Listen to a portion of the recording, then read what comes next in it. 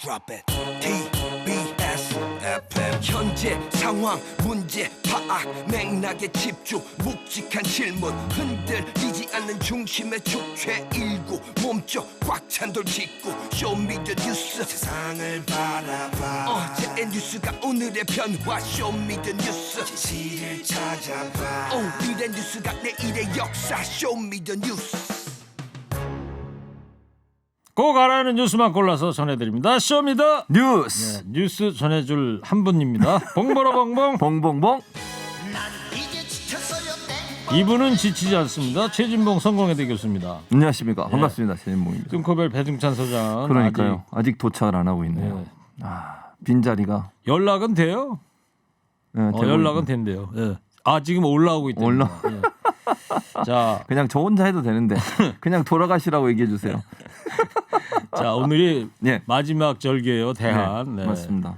오늘 대한 추위가 풀리면은 내일부터 또 미세먼지가 찾아온다고 조금 전에 예보가 네. 나오던데 이제 새 절기가 이제 2월 4일 날 입춘부터 시작이 됩니다. 네. 자 쇼미더뉴스 시작하겠습니다. 대선 이제 48일 앞두고 정치권 소식 짚어보려고 그러는데 어제 윤석열 후보하고 홍준표 의원 만남이 세간에 또 화제가 되고 있어요. 세간에 화제가 되고 있습니다. 사실은 이제 만남 자체만 가지고는 긍정적인 의미가 있지 않을까 이런 생각을 했었는데 만남 이후에 이제 말이 하나 흘러나왔는데 이 말 때문에 또 논란이 되고 있습니다. 이게 사실은 이제 그 홍준표 의원은 만나고 나서 본인이 두 가지를 요청을 했다. 만찬에서 그렇게 얘기를 했고요. 이게 이제 본인이 운영하는 소통 채널 청년의 꿈에 글을 올렸는데 첫 번째는 국정 운영 능력을 담보할 만한 조치를 취해 국민 불안을 해소해 줬으면 좋겠다. 첫 번째 조건이고요. 두 번째 조건은 처갓집 비리는 엄단하겠다는 대국민 선언을 해주면 좋겠다.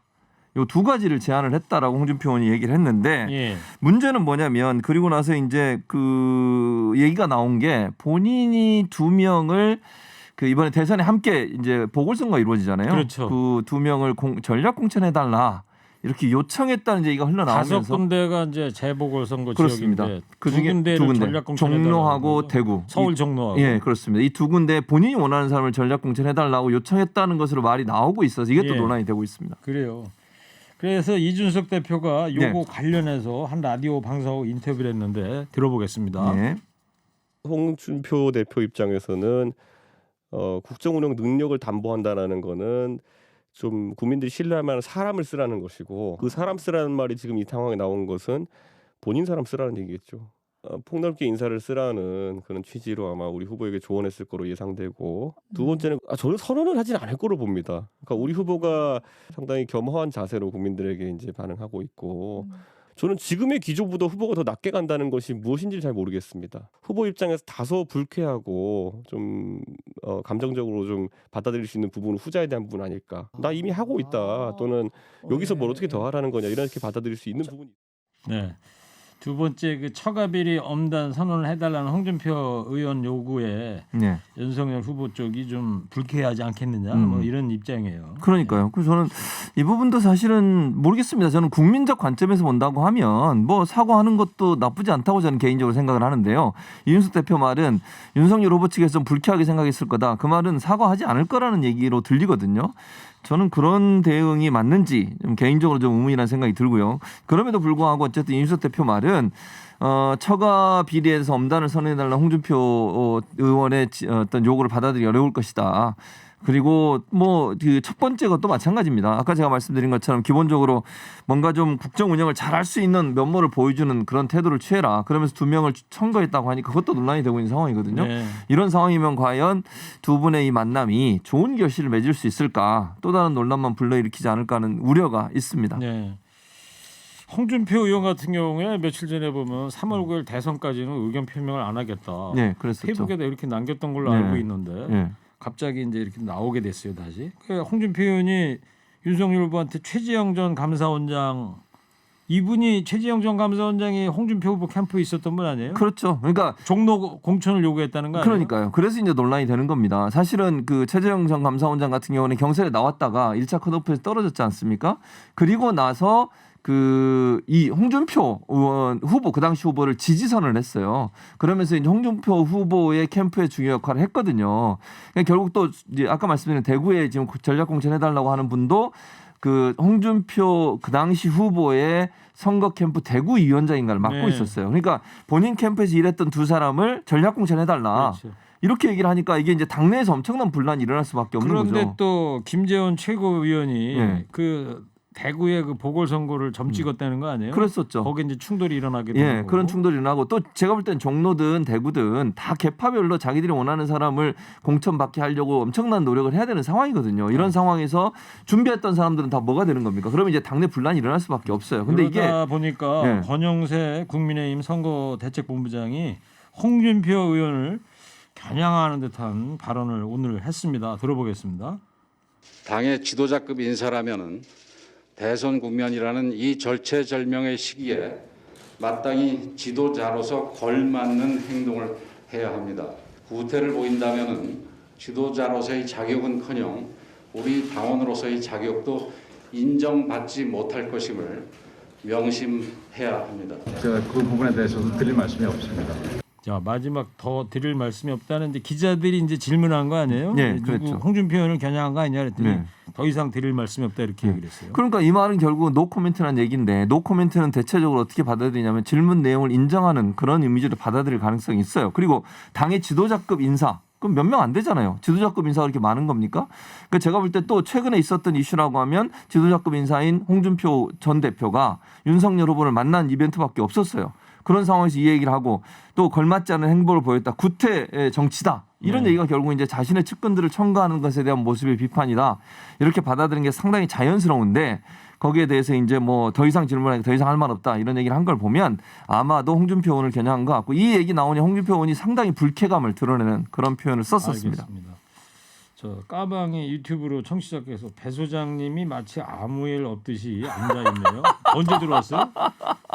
아무 일 없듯이 들어왔죠. 아무 일 없듯이. 자, 이에 대해서 홍준표 의원은 또 불쾌감을 드러냈어요. 그렇습니다. 그러면 왜 만난 거냐? 만났을 때는 홍준표 의원에게 윤석열 후보가 합류를 요청하기 위한 것이고 그다음에 나도 내 의견을 낼 수 있는 것이다. 그래서 종로와 대구의 공천과 관련한 의견을 이야기한 것이다. 이게 비공개 이야기인데 왜 권영세 위원장이 본부장이 반발을 하고 나서느냐 이런 부분에 대해서 상당히 또 홍준표 후보는 또 불쾌하다. 또 발끈하는 그런 분위기거든요. 방자하다 이런 또 어딩을 쓰잖아요. 그러니까요. 왜냐하면 이거 비공개로 한 이야기고 뭐 못 받아들이면 못 받아들이는 대로 조용하게 정리를 하면 될 일이지.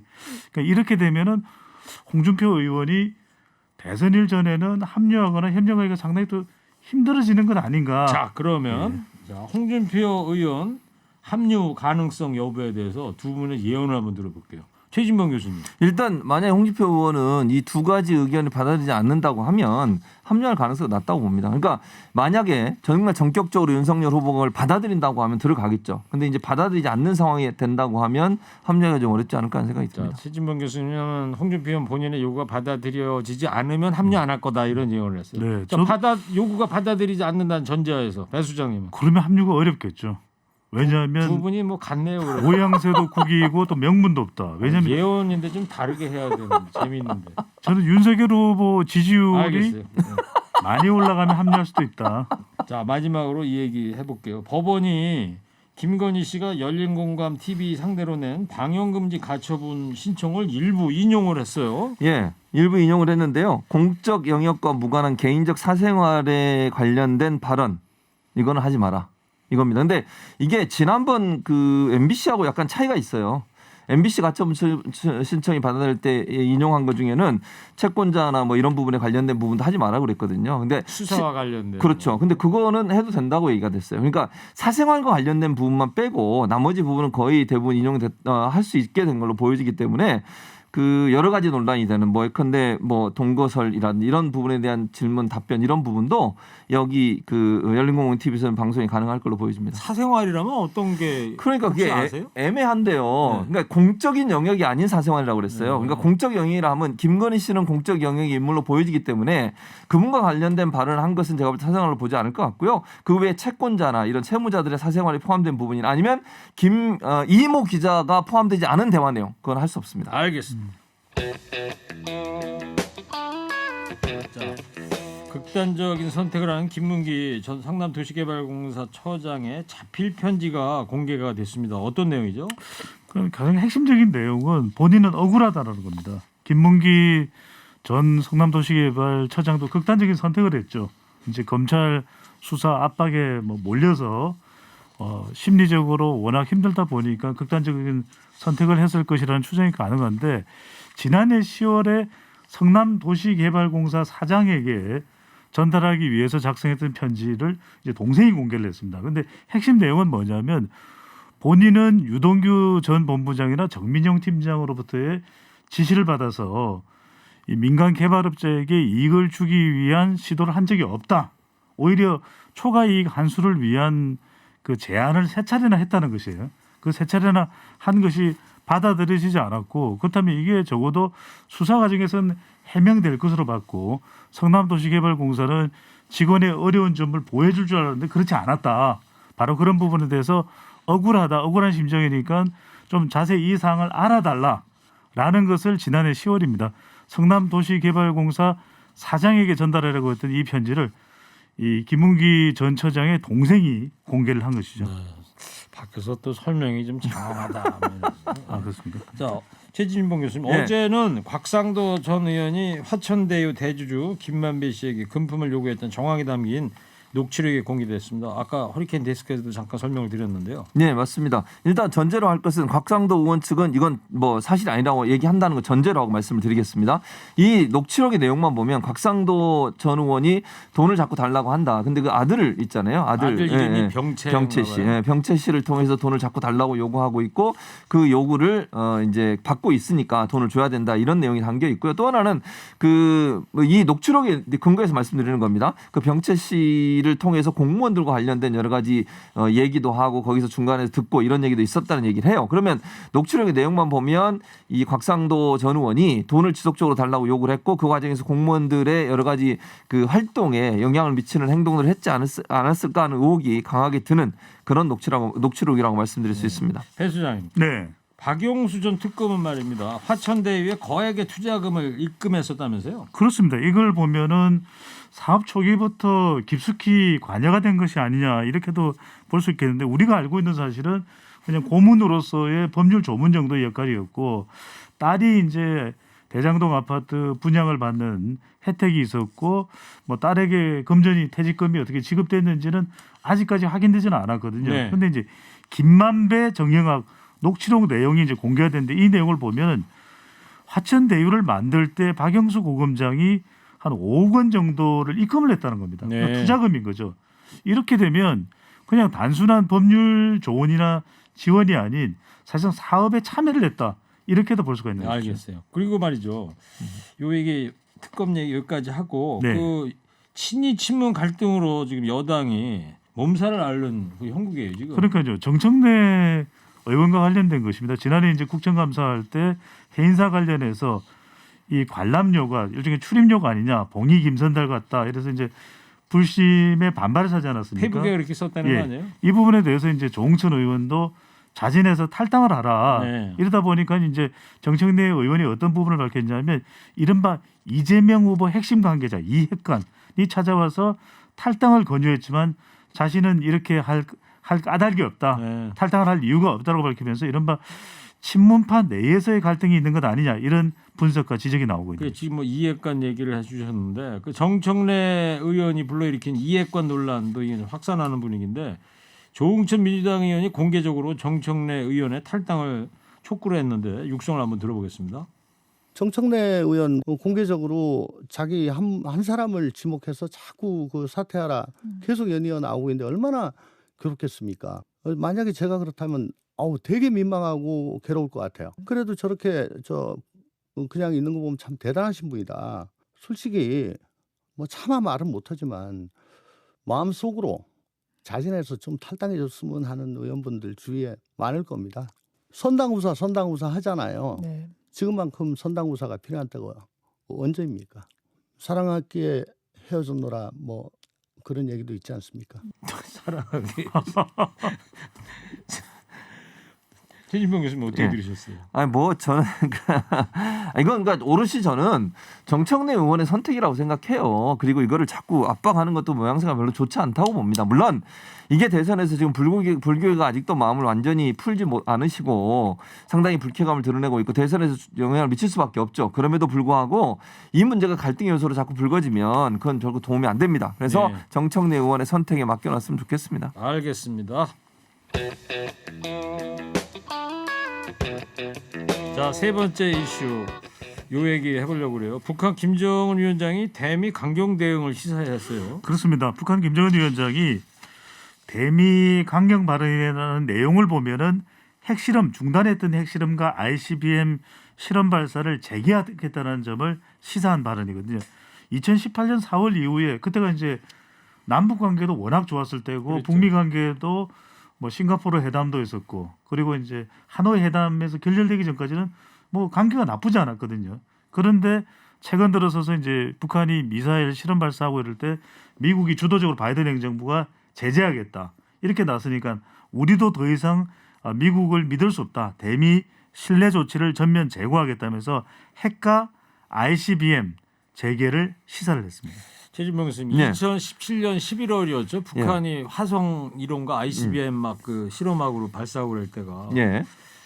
그때로 다시 돌아가겠다는 건지 이 발언 의도 어떻게 보세요? 북한 입장에서는 사실 제재를 푸는 게 가장 중요하거든요. 이제 그래서 미국과 대화에 대해서 실마리를 풀어보려는 의도로 미사일 발사를 했던 것 같아요. 근데 이게 이제 사실 미사일 발사로 해결될 문제는 아니거든요. 그러니까 미국이 좀 참고 하다가 계속 반복적으로 탄도미사일 발사를 하니 거기서 제재를 하는 카드를 꺼냈어요. 그러니까 결국 이거는 서로가 서로에게 사실은 그 뭐랄까 경고성이라고 저는 보거든요. 제가 말씀드린 경고성이라 하면 북한은 미국에게 우리의 제재를 풀고 대화로 나와서 제재를 풀어달라고 하는 메시지를 미사일을 쏘는 걸로 보여줬다고 하면 미국은 그런 방식으로 안 된다. 대화라고 하는 것은 뭔가 그 종전선언처럼 뭔가 평화적인 부분을 해결하려는 노력을 가지고 대화를 해야지 그런 식으로 대화하는 것을 우리는 받아들일 수 없다는 또 맞대응이에요. 그래서 이게 좀 우려가 되는 부분이 있습니다. 분명히. 그러나 우리가 좀 중재를 잘해서 이런 부분들이 평화적으로 해결될 수 있는 방안들을 찾아야 되겠죠. 그래요.